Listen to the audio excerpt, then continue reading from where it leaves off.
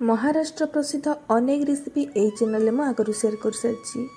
पाव भाजी बड़ा पाव एमती आहरी अनेक प्रकार, किंतु आज आम बनइबा महाराष्ट्र प्रसिद्ध पुरान पली। बहुत हेल्दी एवं टेस्टी रहिबा सहित सहजरे मध्य बनिजिबो जदि आपण माने सठिक भाप माप को ध्यान रखी तैयारी करिवे। तेबे चलंतु स्टार्ट करिबा आजिर ही रेसिपी। पुरान पल्ली को बनैया पई एठी देखंतु चना डाली को मैं 6 ରୁ 7 घंटा हम बतुरे नेथिली। डालीटी एठी परफेक्टली बतुरी जाइछि। आपण मैंने चाहिए चना डाली जगार मुग डाली यूज करें। एवं मैं गोटे प्रेसर कुकर नहीं जावा ये चना डाली को आड करदे और रिक्वायरमेंट अनुसार पानी को आड कर अल्प टिके लुण देदेबा, अधिका देवेनि। केवल टेस्ट को बालांस करने गोटे कि 2 पिस लुण देदेवे। तापर मैं कभर करना और 4 ରୁ 5टा हुइसेल आसा पर्यंत या कुक करवा। से भितर आमे चलतु अटा को लगाई ना से गोटे बाउल नहीं जावा ये करदे अटा। आपण मैंने जिते क्वांटिटी बनवा चाहूबे से हिसाब से अटार यूज करेंगे। एटी में देखो ये चामच नहीं 4 चामच। तापर ये स्वाद अनुसार लुण। एटी लुण अधिका यूज करें। टेस्ट को बालांस करने गोटे कि 2 पिस आड करेंगे। तापर अल्प टिके हलदी गुंड को देदेबा कलर भल आसवाई। तापर आम ये अल्प अल्प पानी आड कर गोटे सॉफ्ट डो बनइबा। डो को बेसी हार्ड करेंगे।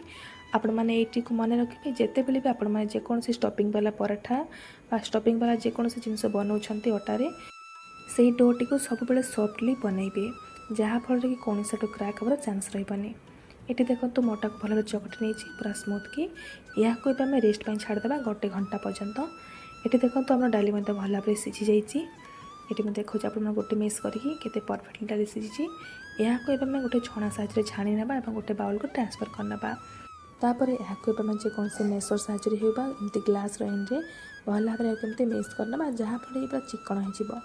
एवं आम गैस ऑन कर गोटे कढ़ई को बसाई ना और ये कढ़ई आड करदे जो आम मिक्स कर रखी चना डाली डो को और ये आड करदे गुड़। आपण मानक जिते मीठा पसंद से हिसाब से गुड़ को आड करेंगे, किंतु मीठा कमीगले टेस्ट भल लगे तो से हिसाब से गुड़ को आड करेंगे। और गुड़ को आड कर सारापर आम यहाँ भल भाव एमती चले ना।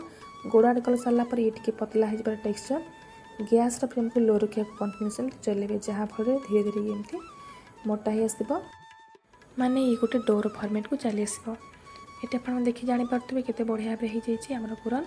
एवं आम गैस फ्लेम को अफ करना और यहाँ आम गोटे चला साहाଯ୍य भल भाव एमती चले ना, जहाँफल कि जहाँ भी खदड़िया अंश थी यह अलग होमती करेंगे। देखो तो गोटे छणा नहीं एमती मिक्स करने जहाँफल पूरा चिकन होकर बाहरी और खदड़ाटा अलग हो। आपण मैंने चाहिए यहाँ मिक्सी जार आड कर बाटी पारे, जहाँफल परफेक्टली डो रेडी हो। ये पुरान पल्ली बनाया आमर पुरान रेडी हो गला। आपण मैंने चाहिए भल बास्ना आसवाई गुजराती गुंड बा ब्लैक पेपर गुंड पकई पारे, किंतु ये आड करनी। एवं आम ये डो छोट छोट एमती बॉल गुड़ा करना और एमती बॉल बनई ना स्टफिंग। तापर आम गोटे प्लेट रे अल्प टिके अटा नहीं जावा। अटारे बॉल गुड़ा को एमती भल भाव बुड़े एमती चले ना, जहाँफल कि पुरान पल्ली बेलिला समय सबुआड़े ये पुरान गुड़ाक स्प्रेड हो पार।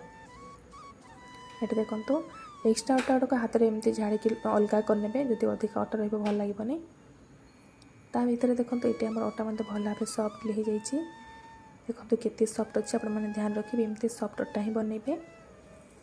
ये आम छोट छोट बॉल गुड़ाक नहीं जावा। बहुत जन यहाँ केवल मैदारे बनी था केवल अटारे बनी था अटा और मैदा को मिक्स करके बनी था। आपण मानक जो कम भल लगुच से बनई पारे। मु किंतु यहाँ हेल्दी बनवाई अटारे ही यहाँ तैयारी करछि। एवं आम ये छोट छोट बॉल गुड़ाक नहीं जावा एमती लुई गुड़ाक।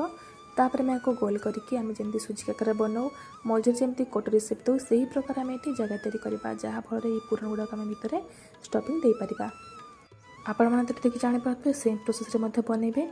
तापर आम ये भितर पुरान गुड़ाक स्टफिंग देदेबा और सबुआड़ आम यहाँ सिल करना भल भाव। ये पूरा बहुत सफ्ट अटा अच्छे कौन से क्रैक होर चांस ही नहीं, भल भाव सिल करने। तापर आम यहाँ अल्प टिके अटा दे बेलना पिठा यहाँ भल भाव बेली ना।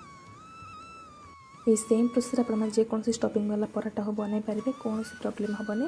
केवल आप ध्यान रखिए अटार ये डो को आपने सफ्ट बनइबे सब बेले। ये गोटे टिक्रे आप स्टफिंग वाला पराठा परफेक्टली बनिक रेडी हो। ये देखो तो रोटी परफेक्टली होगा। आम यहाँ भल भाव बेलना बेलना पे अल्प टिके अटा को छिटकी दबा, जहाँफल अटा लगे तले ये डो गुड़ाक आस्ते आस्ते यहाँ बेलिबे, कारण भितर गुड़ स्टफिंग अच्छी। जदि बाय चान्स कौन आड़ क्रैक हो सेकिला समय प्रॉब्लम हम भल भाव सेकी हेनी फुलबनी। ये देखो बढ़िया भाव गोटे मुठी पूरन पल्ली बनई नहीं परफेक्टली देखंतु ट्राई करेंगे पतला पतला बेलिया जहाँफल कि परफेक्टली फुली थाए। देखंतु केते बढ़िया भाव पूरा रुटी परिका पतला होती।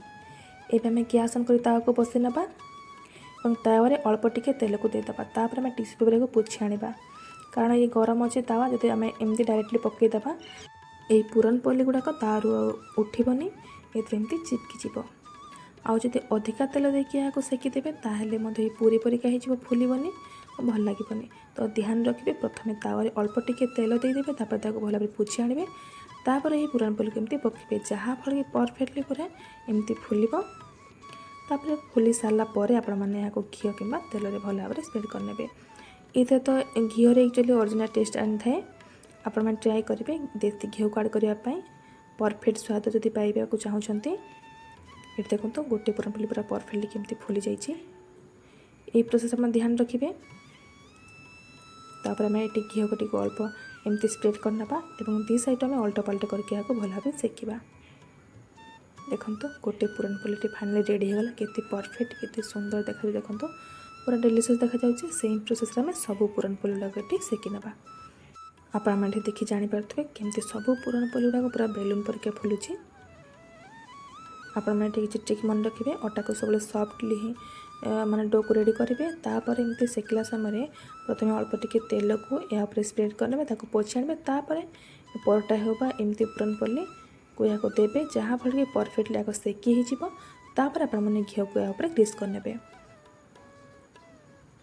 पूरन पोली सहित खायापाई ये आमटी बनाए किंतु मुझे आमटीर रेसिपी शेयर करनी। आपण मानू के नेक्स्ट वीडियो शेयर करी। जदि आपण मानू ये वीडियो भल लगे मत कमेंट निश्चय जनइबे और घरे थे बने निश्चय खाइबे और केमती लगे मत कमेंट माध्यम निश्चय जनइबे।